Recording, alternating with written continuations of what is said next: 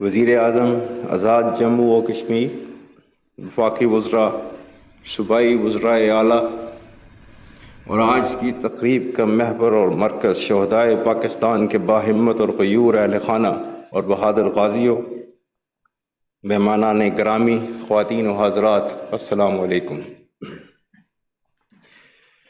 آج یوم دفاع و شہدائے پاکستان کے موقع پر میں اس وطن عظیم کے تمام بہادر شہداء اور غازیوں کو خراج تحسین پیش کرتا ہوں، جنہوں نے پاکستان کے تحفظ اور بقا کو یقینی بنایا۔ میں اللہ کی بابرکت ذات سے جد و جہد قیام پاکستان سے لے کر آج تک تمام تر شہداء کے درجات کی بلندی کے لیے دعا گو ہوں، جن کے مقدس خون نے وطن کی عظمت اور اس کی سلامتی کو یقینی بنانے کے لیے اس پاک سرزمین کی مٹی کی آبیاری کی۔ میں پاکستان کی عظیم قوم کے جذبوں کو سلام پیش کرتا ہوں، جس نے آزمائش میں افواج پاکستان اور قانون نافذ کرنے والے اداروں کے شانہ بشانہ طاغوتی قوتوں اور دشمنوں کا ڈٹ کر مقابلہ کیا۔ یقیناً پاکستانی قوم ایک جرری اور بہادر قوم ہے، جو آزادی کی اہمیت کو نبھانا اور اس کی قیمت چکانا احسن طریقے سے جانتی ہے۔ 1948، 1965، 1971 یا کارگل کی پاک بھارت جنگیں ہوں یا سیاچن کا محاذ، ہزاروں شہداء وطن کی سلامتی اور حرمت کی خاطر قربان ہوئے۔ دہشت گردی کے خلاف طویل اور صبر آزما غیر روایتی جنگ میں قربانیوں کا سلسلہ آج بھی جاری ہے، جو دہشت گردوں کے خاتمے تک انشاءاللہ جاری رہے گا۔ اس طویل جنگ میں نہ صرف افواج پاکستان اور قانون نافذ کرنے والے اداروں بلکہ کثیر تعداد میں غیور عوام، بالخصوص خیبر پختونخوا اور بلوچستان کے بہادر لوگوں نے بے مثال قربانیاں دی ہیں۔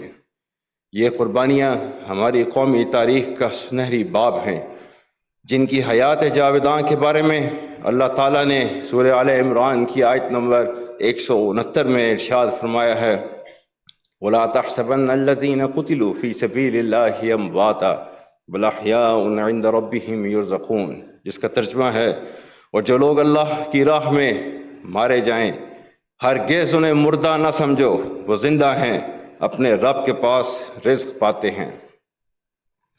معزز حاضرین، گزشتہ 20 سال سے زائد عرصے میں فتنہ الخوارج اور دوسرے دہشت گردوں کے خلاف لاتعداد قربانیوں کا ثمر پاکستان کی سالمیت اور بتدریج استحکام کی صورت میں ظاہر ہے۔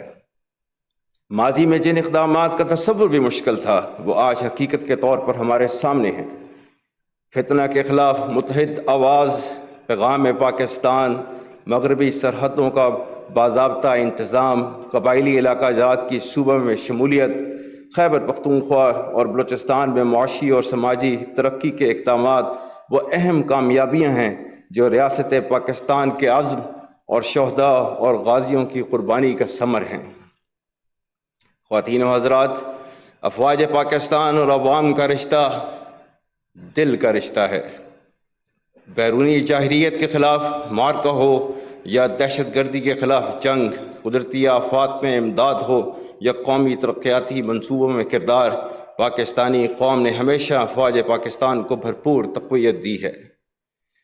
یہی مضبوط رشتہ پاکستان کے دشمنوں کی شکست کا ضامن ہے، جو قوتیں ملکی سلامتی کے لیے کیے جانے والے اقدامات پر ابہام اور افواج اور عوام میں خلیج پیدا کرنے کے لیے متحرک ہیں، انہیں ہمیشہ کی طرح شکست کا سامنا کرنا پڑے گا۔ ہمارا عزم استحکام نیشنل ایکشن پلان کی کڑی ہے، جس میں دہشت گردی اور انتہا پسندی کے خلاف قومی و ریاستی حکمت عملی مربوط طور پر مرتب کی گئی ہے۔ عزم استحکام کسی ایسے بڑے اور نئے آپریشن کا نام نہیں جس میں کسی علاقے کے عوام کو بے دخل کیا جائے گا۔ استحکام کا عزم ملکی سالمیت کے لیے ناگزیر ہے۔ قوم میں انتشار، بے یقینی اور مایوسی پھیلانے والے تمام عوامل کو ہم اپنی ذہنی ہم آہنگی کے ساتھ ساتھ متحد ہو کر شکست دیں گے۔ قومی یکجہتی کو کمزور کرنے کے مذموم مقاصد کبھی کامیاب نہیں ہوں گے انشاءاللہ۔ دہشت گردوں کی حالیہ سرگرمیاں ان مایوس عناصر کی جانب سے پاکستان کو ایک کمزور ریاست بنانے کی ناکام کوشش ہے، جنہیں ماضی میں بھی قوم اور فوج کے باہمی اتحاد نے شکست دی۔ غیر ملکی شہ پر فساد فی الارض برپا کرنے والوں، ان کی معاونت اور ان جرائم کا جواز اور دفاع پیش کرنے والوں پر آئندہ بھی زمین تنگ رہے گی۔ فتنہ برپا کرنے والوں کے متعلق خدائے لم یزل کا ارشاد یاد رکھیں، الفتنۃ اکبر من القتل۔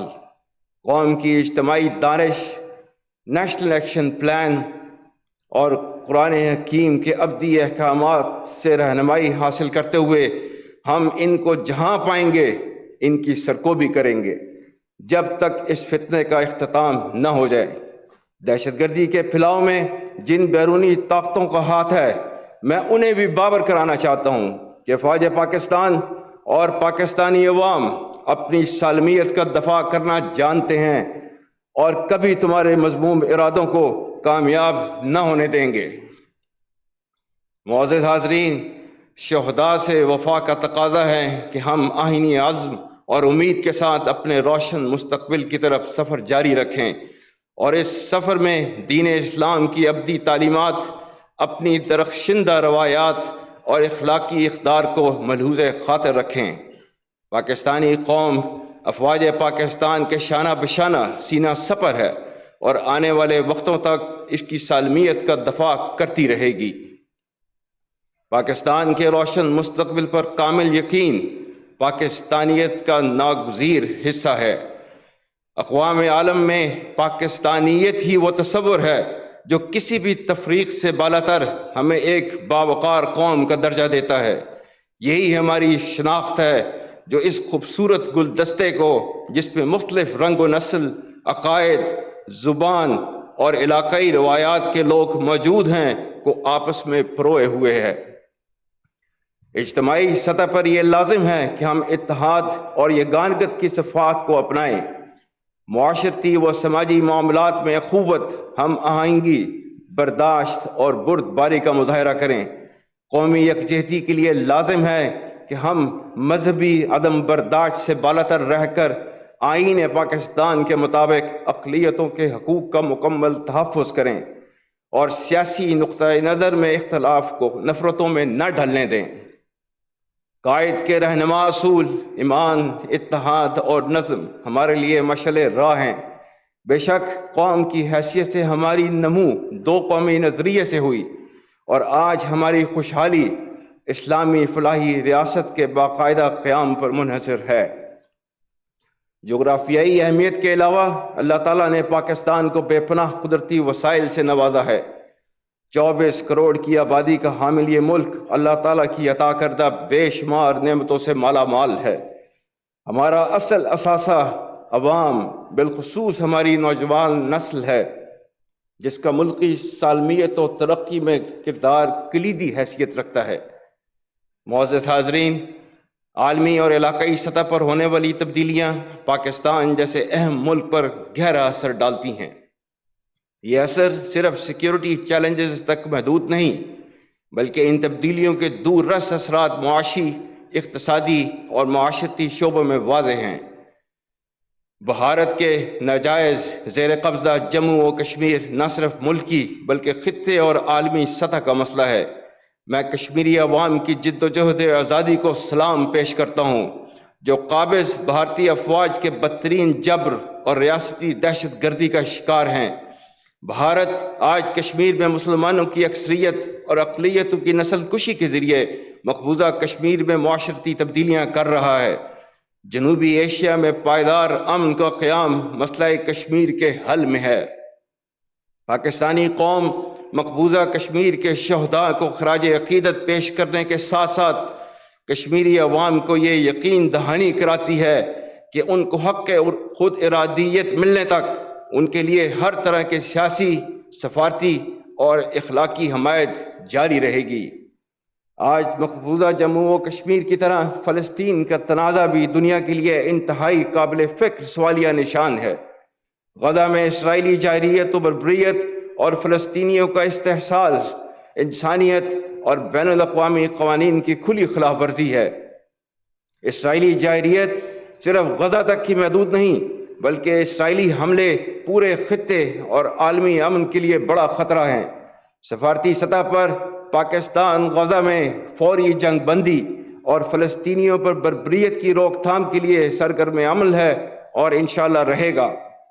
معزز حاضرین، میں ایک بار پھر وطن کی آزادی، سلامتی اور حرمت پر قربان ہونے والے تمام تر بہادر شہریوں اور افواج پاکستان کے نڈر آفیسرز، جوانوں، انٹیلیجنس ایجنسیز کے اہلکار، F C, rangers, police, levies اور دیگر قانون نافذ کرنے والے اداروں کے شہداء کو سلام عقیدت پیش کرتا ہوں، جن کی قربانیوں کی بدولت آج ہم آزاد فضا میں سانس لے رہے ہیں۔ شہید ہماری پہچان ہیں، شہداء کے لواحقین ہمارا مان ہیں۔